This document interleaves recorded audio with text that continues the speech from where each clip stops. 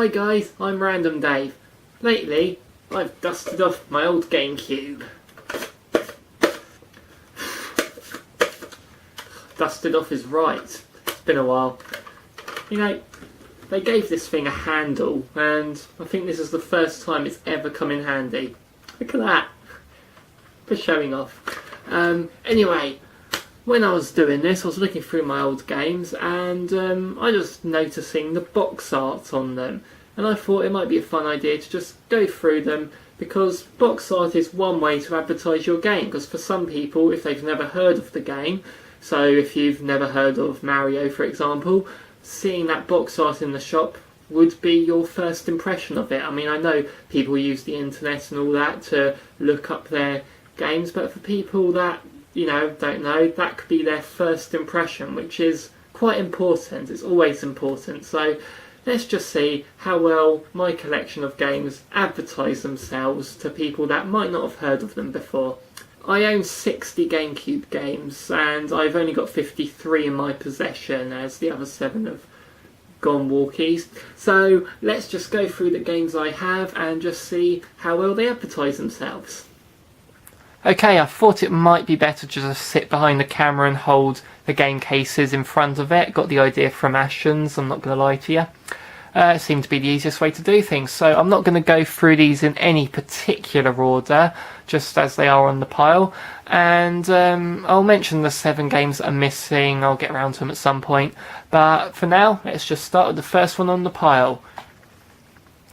1080 Avalanche. So, yep, guys, snowboarding. I don't know if that's a character from the game, because I haven't actually played this in a long time. I don't remember the characters from this one. I remember the ones from the N64 one, but I played that one a lot more because I think it was slightly better than this one, although not really anything wrong with this one. And on the back, it's something that puzzles me. It says at the top there, under perilous environments, the game that started the extreme short sports genre is back. And I'm like, did 1080 snowboarding start the extreme sports genre? I'm pretty sure that maybe the PlayStation had some before this, or even the consoles before might have had ones that involved extreme sports. Then again, just, I don't know, I'm waving that about too much. Anyway, let's move on to another game that I think is false advertising itself on its cover. Wave Race Blue Storm, another game I've not played that much, but I really don't remember that character on the front. I'm pretty sure they were realistic human racers in a realistic environment, and that's some sort of shadowy demon monster thing. It's a bit false advertising, I think, but maybe that's a logo that appears in the game. Who knows? The back, just storm warning, that's good. Well, it's England, isn't it? Prepare for the wettest, wildest racing ever as Wave Race splashes onto the Nintendo Gamecube. And some nice screenshots. I think that does pretty good at explaining what the game is on the back, so you can forgive it for that blatant false advertising on the front. Right. Next, I'm going to show a few at a time here, because Resident Evil appears. Now this isn't, well, it is the original Resident Evil, but it's actually a remake of the original. And but if you see on the back is a picture of a zombie. It's got 9 out of 10 by official Nintendo magazine. It will scare you, apparently. And some screenshots. And Pure Terror Cubed. It doesn't actually tell you about the game itself, which is a bit risky. It just then doesn't really tell you much on the front, but assuming people, it doesn't even tell you it's a remake, because people might think, oh, that's just the port of the original, but this genuinely was a remake in every sense of the word. The graphics were next gen for the time, or current gen for the time, compared to the PlayStation ones. They added in extra levels.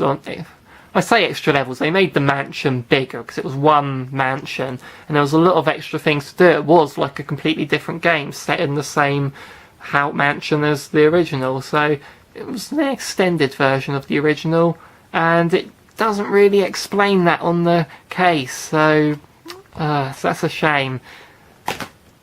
On the other hand, I'm going to show 2 at once here. Resident Evil 2 and Resident Evil 3 Nemesis. Now these, unlike this one, which did a fantastic job at rebranding itself, remaking itself, well, Capcom Capcom remade it, they didn't remake itself.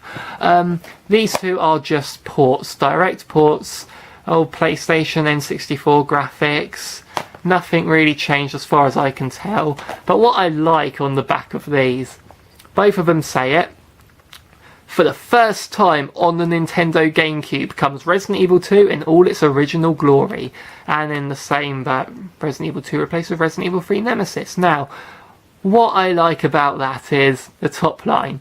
For the first time on the Nintendo Gamecube comes this game. And I'm like, okay, you can say that about this. For the first time on the Nintendo GameCube comes Wave Race Blue Storm. You can say that about any games. I mean, how many times are we expecting this to be released on the same console? I mean, it's not like it's saying for the first time on a Nintendo console, or for the first time on GameCube a Resident Evil game has arrived. No, it's saying this specific game, as if they're expecting to re-release it again on the same console. I just don't understand why they've put that, but then again.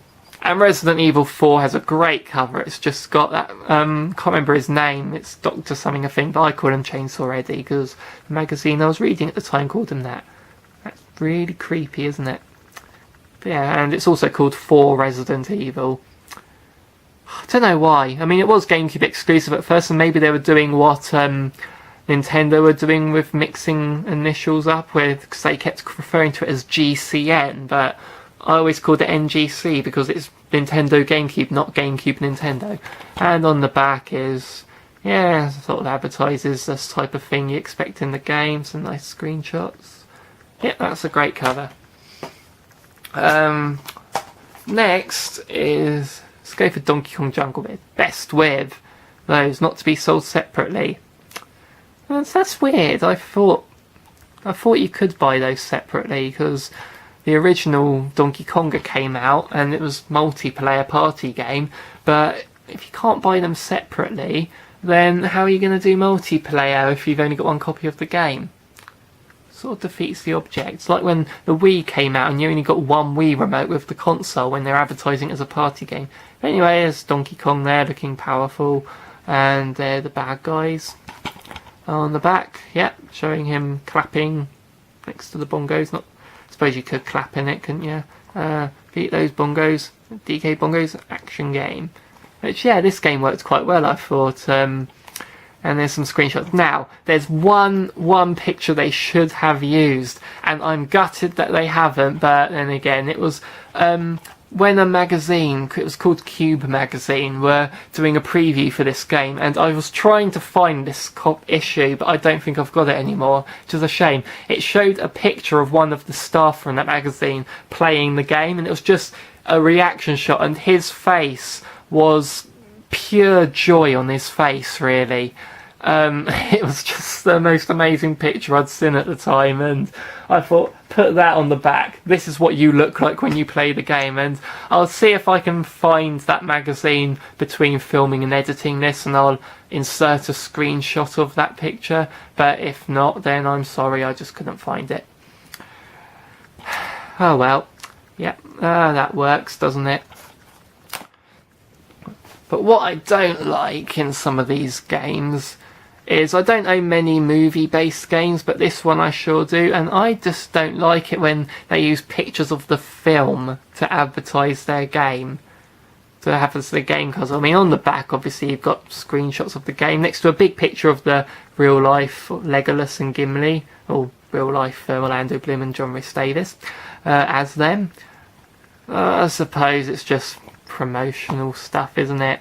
Which, again, it's a good game, this one, I think. A bit repetitive, yeah, but it gives you details of what's in the game. Does the job. That's quite good. Okay, I'm very sorry. Yes, I do own this game. Don't ask why. It's pretty crap, yeah. We just thought we'd kill a bit of time with it, and it got boring. Doesn't really tell you much. It's like over 30 WWE supercars. That's brilliant because, you know, superstars, yeah, supercars. Layeth the rubber down. Yes, well done. That really doesn't work as well as that pun, but yeah. Vehicle Mayhem. WWE has taken over TV, and this is something that disappointed me with the game. When I first watched it, there was an introduction showing it, and it shows stuff like Kane running a barbecue show or something, and I thought, okay, why have you set up this storyline of WWE taking over all the TV channels and all we're doing is playing the car game? And I'm like, why not just have the storyline WWE has taken over the car racing channel or whatever? I mean, why does it have to be the whole of TV if you're only going to let us play one thing that they're doing, and that's not even wrestling, that's not even the thing that they do normally?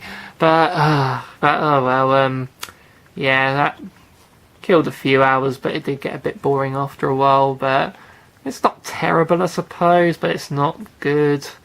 Oh well, let's shove that there. What have we got now? These two, comparison shot. Which one sells the game better? Well, I prefer this game to that game, so that's why I buy that one over that one. But that's besides the point. This one says 11 plus. This one, if it focuses, says 12 plus. So this one is more accessible. That's good. But that one has more of an action shot than that one. Both of them show Samus. That one, I don't know what that is in the background. I'm not that clued up about Metroids that are Chozo, whatever they're called. I don't know, I really don't know, but people will sure tell me. And on the back, so this is Metroid Prime. Yeah, it sort of sets up the story a bit and shows some screenshots of what's going on. This one just shows the screenshots in the middle, tells you the story. A War Between Light and Darkness. I suppose this one's probably the better art on it and probably the better setup on the back. So yeah, make up your own mind. Don't ask why I've got this game either. I've not really played this one. That picture really scares me because his face looks so deformed. I don't know much about Judge Dredd at all other than this game, and yeah. Is that meant to be Sylvester Stallone in it? But I don't know. Also, one thing I loved about this game, which in the brief time I played it, I am the law, good. You can arrest people, and I remember arresting this really fat woman, and it said her crime was obstruction. That really made me laugh. Next, I have a game of solid gold. Look at that. It's all. I'm going to show you inside this one. It's all gold. It's a limited edition one, that contains Ocarina of Time and the Master Quest, which is pretty cool.